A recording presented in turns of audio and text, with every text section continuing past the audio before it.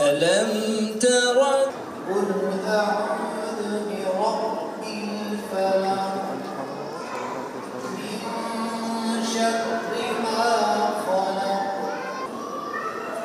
من شر الوسواس الخناس اهدنا الصراط المستقيم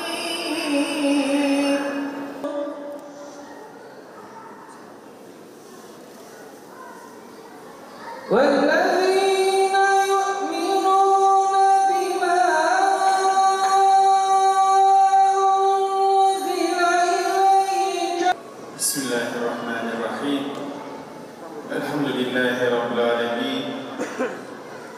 والصلاة والسلام على أشرف الأنبياء والمرسلين سيدنا محمد وعلى آله وأصحابه أجمعين. Muhterem Müslümanlar, çok kıymetli kardeşlerim, sevgili hafızlarımız, hepinizi Cenab-ı Hakk'ın selamıyla selamlıyorum. Esselamu Aleyküm ve Rahmetullahi ve Berekatuhu. En hayırlı merasimlerden birisini daha yapıyoruz. En hayırlı merasim, çünkü en hayırlı işi yapmış, tamamlamış olan hafız kardeşlerimizin hafızlık icazetnamelerini kendilerine vereceğimiz merasim de en hayırlı merasim olur. Bunu Peygamber Efendimiz Aleyhisselatü Vesselam tanımlıyor. Bu tanımı o yapıyor. En hayırlı olduğunu o bizlere öğretiyor. Hayrukum men taallemel Kur'ane ve allemehu. Sizin en hayırlınız Kur'an'ı öğrenenleriniz ve öğretenlerinizdir buyuruyor Peygamber Efendimiz. Hafızlığın dışında da öğrenmek vardır. Kur'an'ı bilmeyenler, yüzüne okumasını bilmeyenler, eğer yüzüne okumasını öğrenirlerse, öğrenmeye çalışırlarsa, onlar da en hayırlı işi yapmış olurlar.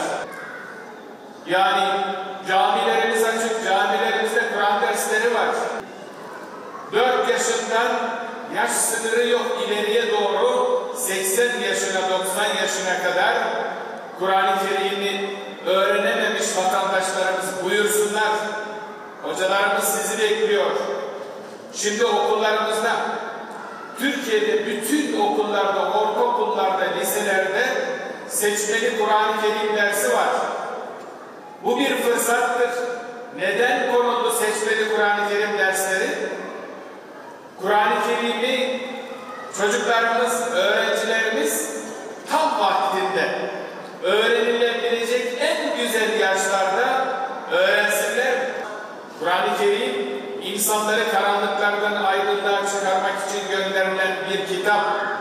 Bütün insanlığa gönderilen bir kitap. Dolayısıyla tüm insanlığın Kur'an-ı Kerim'den faydalanması lazım. Bir hadis-i şerifte de Peygamber Efendimiz buyuruyor ki, nerede Kur'an konuşulursa, Kur'an'dan bahsedilirse, Kur'an-ı Kerim ile ilgili müzakerelerin, derslerin yapıldığı yerlerde melekler kanatlarını açarlar ve oraya rahmet yağdırırlar. Şu anda işte burada Kur'an'dan bahsediyoruz. Hafızlık merasimi yapıyoruz. Peygamber Efendimizin müjdesine hepimiz nail oluyoruz. Kadınımızla, erkeğimizle, çocuklarımızla, yetişkinlerimizle. İşte burada 120 erkek hafızımız, 138 de kız hafızımız var. Onlar vesilesiyle, onların sayesinde bizler de üzerimizde meleklerin kanatlarından sağanak sağanak üzerimize inen, dökülen o rahmetten yararlanıyoruz, faydalanıyoruz. Rabbim hayırlı eylesin, uğurlu eylesin, emeği geçen herkesten razı olsun.